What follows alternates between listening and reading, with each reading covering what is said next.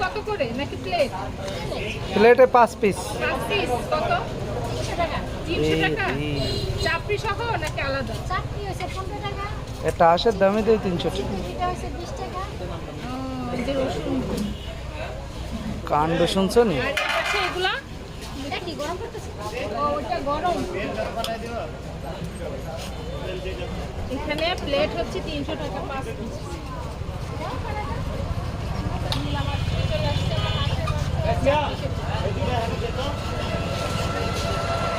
এই পাশে দেখো এখানে রানিং করতেছে ধোয়া।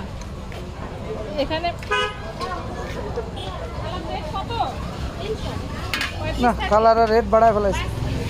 এই যে দেখো এটা ভালো, এটার কালার ভালো, মালও ভালো।